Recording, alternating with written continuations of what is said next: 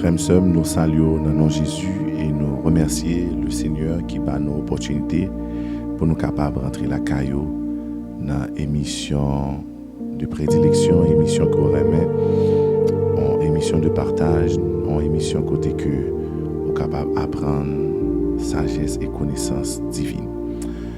Dans ce moment-là, nous sentons contents pour nous capables de rentrer la caillou, nous-mêmes, staff, ministère, pasteur, Eliab Nathan Masséna, nous accompagnés de Maestro Gabriel, qui a l'atmosphère là.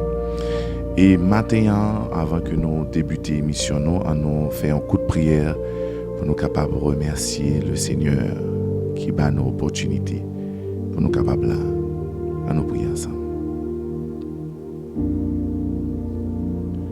Du lever du soleil jusqu'à son couchant, que le nom de l'Éternel soit béni.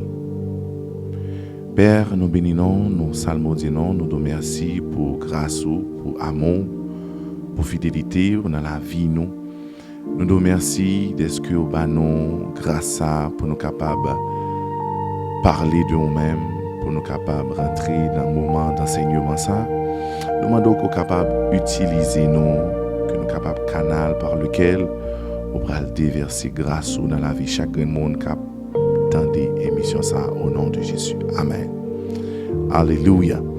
Maintenant, nous sentons contents pour nous capables de parler d'un sujet qui est assez important, un sujet qui nous à cœur. Mais juste avant de commencer, nous ouvrons la Bible ensemble dans le livre de Matthieu, le chapitre 5, nous appelons versets 1 à 3. Matthieu 5, versets 1 à 3. Bon, pour nous.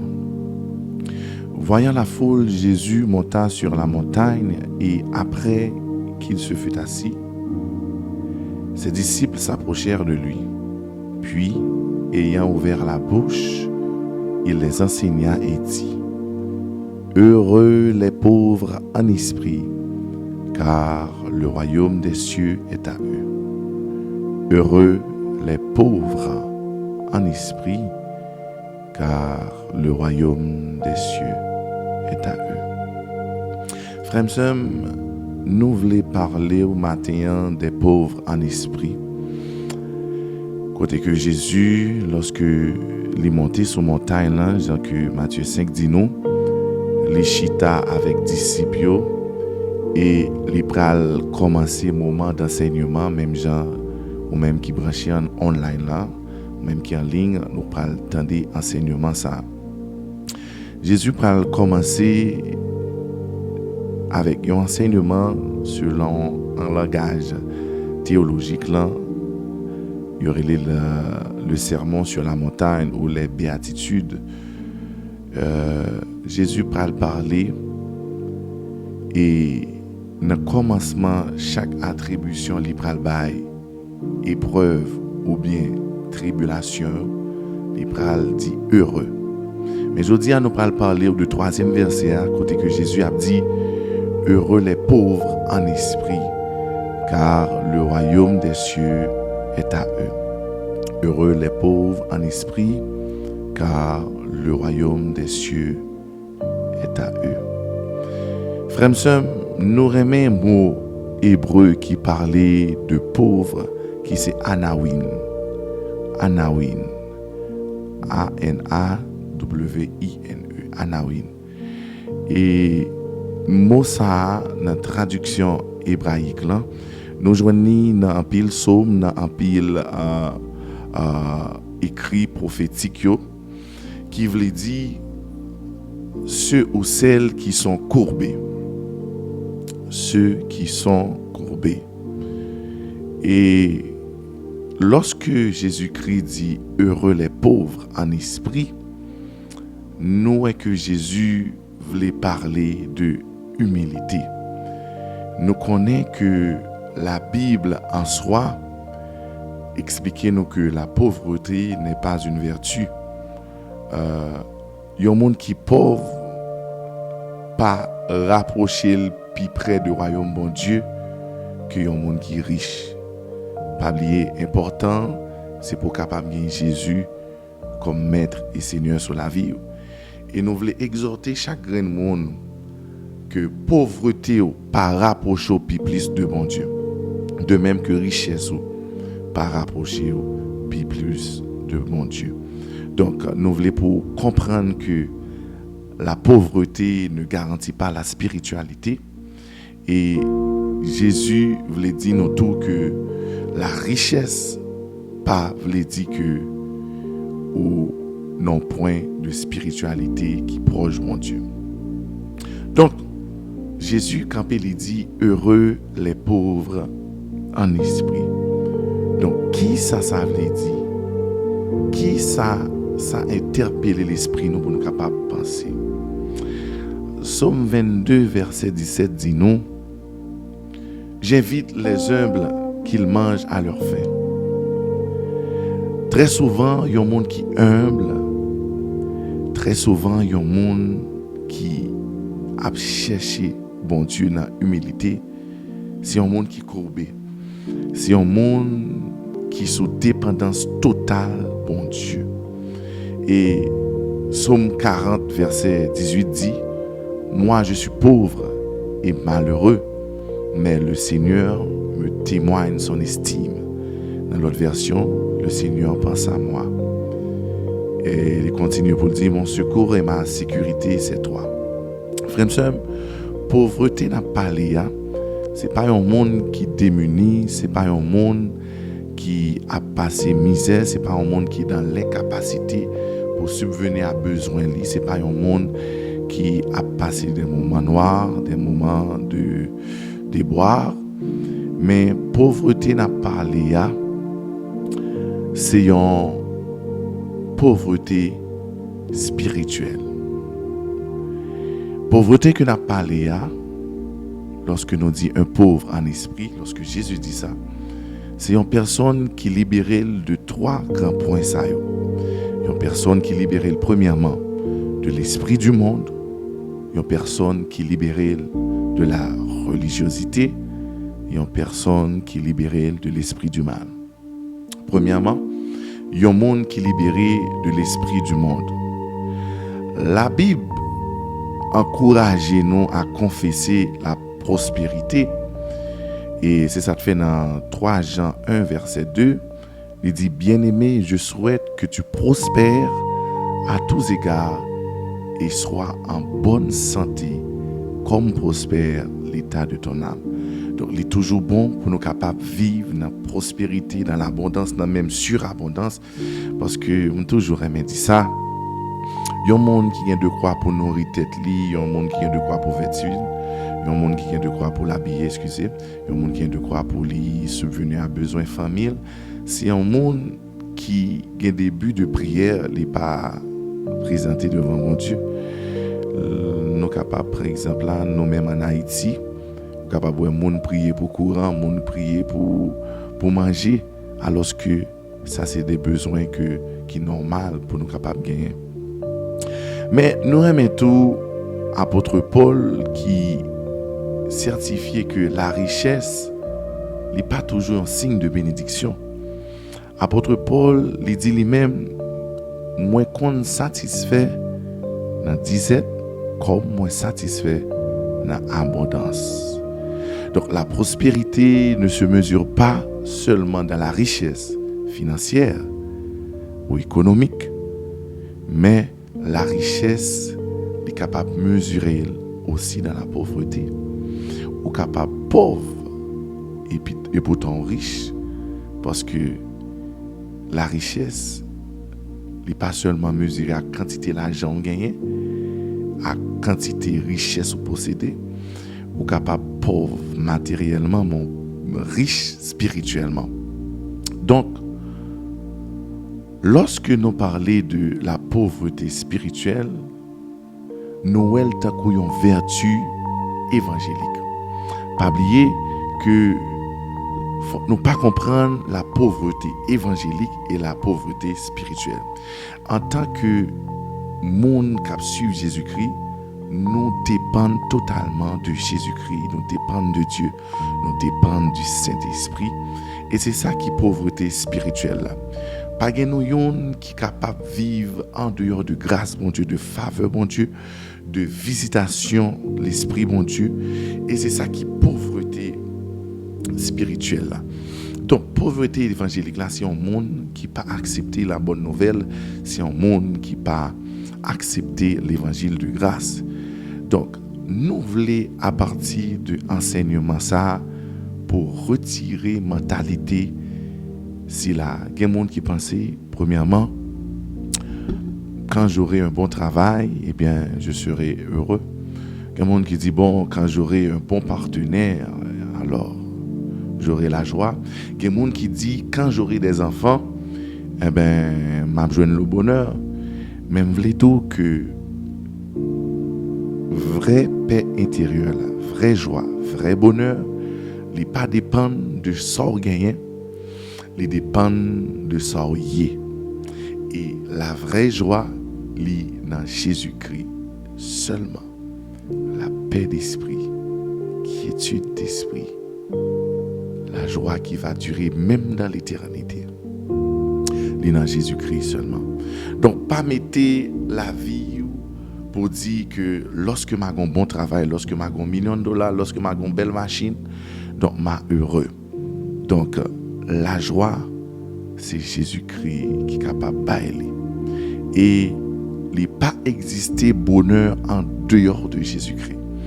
C'est ça qui fait, il y a un monde qui réussit sans Jésus-Christ, il a toujours un vide. Il a toujours un manquement, il a toujours un vide que personne, que quel que soit bagage la pas combler. Et ça te fait toujours poser tête moi question, pour qui ça un millionnaire, un milliardaire suscité tête li? Pour qui ça un monde qui possédait le monde? Eh bien, il est tombé en bas en prise de drogue. C'est parce que il est riche matériellement, mais il est pauvre spirituellement. Et Jésus-Christ dit, heureux les pauvres en esprit, car le royaume des cieux est à eux. Donc, frère, un monde qui est pauvre en esprit, c'est un monde qui est humble assez pour connaître que les dépend de mon Dieu. Et tout ça, un monde capable d'accomplir dans le ministère, capable d'accomplir dans la vie spirituelle, c'est grâce à mon Dieu. Donc, lorsque Jésus a dit heureux les pauvres en esprit, Jésus lui dit heureux les humbles, pardon, heureux les humbles. Heureux monde qui place sous dépendance, mon Dieu. Philippiens 2, verset 8 dit non. Lorsqu'il a parlé de Jésus-Christ, il dit, et ayant paru comme un simple homme, il s'est humilié lui-même, se rendant obéissant jusqu'à la mort, même jusqu'à la mort de la croix. Frère, nous que les riches en esprit prétendent tout savoir. Les riches en esprit prétendent tout savoir, mais les pauvres en esprit admettent leur faiblesse. Les riches en esprit sont toujours à la richesse des moyens d'apparaître plus grands, alors que les pauvres en esprit cherchent la faveur et la grandeur de Dieu. Les riches en esprit se sentent ou sont autosuffisants, alors que les pauvres en esprit sont dépendants de Christ. Moi, j'aime cantique ça que Billy Graham il t'a utilisé dans presque chaque croisade d'évangélisation que l'État fait. Il dit, tel que je suis, ça n'a rien à moi. Sinon ton sang versé pour moi. Et ta voix qui m'appelle à toi. Agneau de Dieu, je viens. Je viens. Tel que je suis, ton cœur est prêt à prendre le mien tel qu'il est, pour tout changer, Sauveur parfait, agneau de Dieu, je viens, je viens. Et troisième couplet a dit, tel que je suis, ton grand amour a tout pardonné sans retour. Je veux être à toi dès ce jour. Agneau de Dieu, je viens, je viens. Donc, il y a un monde qui est riche en esprit, lui prétend tout connaître. Et nous voulons exhorter pour ne pas gagner un excès de zèle, pour ne pas gagner un sentiment d'autosuffisance. Il y a des gens, à cause de grâce, mon Dieu, à cause de faveur, mon Dieu, à cause de dons, à cause de onction, mon Dieu, maintenant, ils pensent qu'ils ne dépendent pas de mon Dieu. Et c'est une erreur que un leader pas jamais doit faire pour penser qu'on ne pas dépendre de mon Dieu. Parce que source là, c'est mon Dieu. Intelligence là, c'est mon Dieu. Savoir là, c'est mon Dieu. Don là, c'est mon Dieu qui baille. Un riche, eh bien, il est toujours en esprit, il est toujours à chercher moyen pour le paraître grand. Alors qu'il y a un monde qui est pauvre en esprit, il est dépouillé pour le capable de montrer grandeur pour Dieu. Un riche en esprit, il pense qu'il est autosuffisant. Alors qu'un pauvre en esprit, il est dépendant de bon Dieu. Frères et sœurs, qui t'aime partager bel passage ça dans Luc 18, versets 9 à 14. Et ensuite, nous avons réfléchi et après nous prié. Luc 18, versets 9 à 14. Il dit encore cette parabole et en vue de certaines personnes se persuadant qu'elles étaient justes. Ça, c'est Jésus-Christ qui a parlé. Et ne faisant aucun cas des autres. Verset 10 là dit nous. 2 hommes montèrent au temple pour prier. L'un était pharisien et l'autre était publicain. Excusez-moi. Le pharisien debout priait ainsi en lui-même. Ô Dieu, je te rends grâce de ce que je ne suis pas comme le reste des hommes, qui sont ravisseurs, injustes, adultères, ou même comme ce publicain. Je jeûne 2 fois la semaine, je donne la dîme de tous mes revenus. Et le publicain, se tenant à distance, n'osait même pas lever les yeux au ciel. Mais il se frappait la poitrine en disant: Ô Dieu, sois apaisé envers moi, qui suis un pécheur. Je vous le dis, celui-ci descend dans sa maison justifié plutôt que l'autre. Car quiconque s'élève sera abaissé, et celui qui s'abaisse sera élevé. Donc, frère, dans le passage ça, Jésus-Christ, il a promoté, il a loué un monde qui possédait un esprit qui est pur, un esprit qui est vidé, un esprit qui est nettoyé, un esprit qui est désencombré et un esprit qui n'a pas fait obstacle à la lumière divine. Frères et sœurs, il y a 3 obstacles pour éviter dans la vie qui est capable d'empêcher rentrer dans la dimension spirituelle pour capable un pauvre en esprit. Car il y a un royaume qui est réservé pour le monde. Premier bagaille là, c'est mental. Toujours protéger mental parce que on va toujours joindre des mondes qui veulent prouver le contraire. On va toujours joindre des mondes qui veulent faire sentir que vie spirituelle dépendante de Jésus-Christ n'est pas une bonne voie. Et on va toujours joindre des peurs, angoisses, regrets dans le mental et des mondes qui véhiculent des messages qui sont contraires à l'évangile, qui veulent mettre une autre pensée en le mental. Pas seulement mental, mais dans le niveau égo. Pas quitter égo, ramener toute pensée pour venir valeur seulement lorsque l'on a intérêt. Donc, il est toujours bon pour capable quitter, traverser, quitter sous la dépendance du Saint-Esprit qui quitter tant qu'on un petit monde petit qui dépend de maman et papa. Et troisième bagage, intellect qui est capable de permettre de discerner ça qui est vrai, ça qui est bien, ça qui est mal. Et pas t'arrêter qu'on tombe dans les pensées ou bien dans des illusions.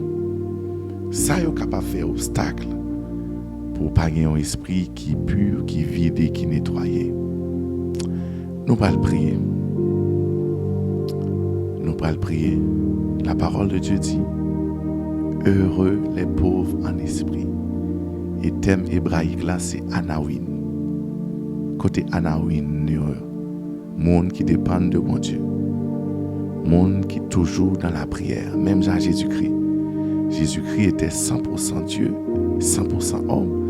Mais Jésus-Christ était qu'on passait des moments dans la prière parce qu'il dépend de mon Dieu. La prière permet de ne pas prendre directive sans mon Dieu. La prière, pas un monologue, c'est un dialogue. Et on doit tendre la voix de Dieu tout. Anawin, nous allons prier.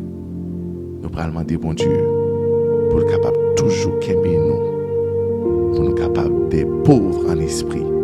Et pour nous capables d'hériter le royaume ciel là. Père, nous bénissons, nous salmodions, nous te remercions pour bel moment formation ça. Et nous te remercions pour parole que nous te joignons dans Matthieu 5. Dans le 3e verset qui dit nous: heureux les pauvres en esprit, car le royaume des cieux est à eux. Nous demandons tant prier au nom de Jésus.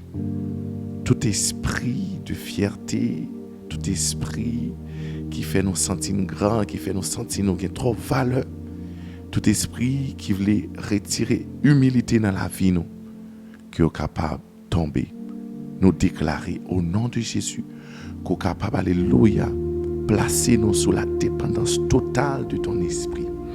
Père, nous bénissons de ce que frère et sœur yo pral repenti de tout excès de zèle, yo pral repenti de toute mauvaise action qui est capable de penser que nous totalement capables de vivre en dehors de nous-mêmes. Seigneur, quittez nous connecter avec vous, quittez nous connecter, alléluia, à notre présence, quittez nous connecter.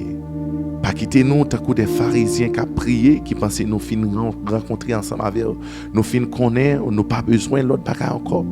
Mais quitter nous tant qu'on petit monde petit, tant qu'on crayon dessiner la vie, nous permettre que nous capables de vivre une vie de soumission, une vie, alléluia, d'humilité, une vie qui est placée sur la dépendance divine. Père, nous m'en t'en prie, pardonnez toute action qui t'est fait de nous des égoïstes, qui t'est fait de nous des hommes, alléluia, vulgaires, qui t'est fait de nous des hommes que intellect, que ego, des hommes, alléluia, que mentalité, des pensées qui sont capables de vivre en dehors de nous-mêmes. Père, nous voulons des hommes qui pauvres en esprit, par nos connaissances par, par nos sagesses par nos directives par, fait nous capables de connecter ensemble avec eux, pour ne pas jamais tomber dans l'erreur, pour ne pas jamais tomber dans la séduction monde ça, pour ne pas jamais tomber dans l'aveuglement et excès de zèle. Père, nous bénissons de ce qu'on fait, et nous bénissons de ce que parole ça tombe dans de bonnes terres, et il va augmenter la vie de prière nous. Il va augmenter la vie de sanctification nous, et il va faire nous des pauvres en esprit, des Anawin, au nom de Jésus nos prières. Amen. Frères et sœurs, nous remercions de ce que vous avez pris temps, vous avez partagé et un bon 25 minutes ensemble avec nous dans la formation. Nous espérons que vous êtes bénis et nous espérons que bon Dieu est capable de faire au-delà de ce qu'on est capable de penser et imaginer. Que bon Dieu est capable de faire pauvre en esprit, mais qu'il est capable d'hériter au royaume ciel là. Que mon Dieu bénisse. C'était révérend pasteur Eliab Nathan Massina et le frère Gabriel pour bénir matin.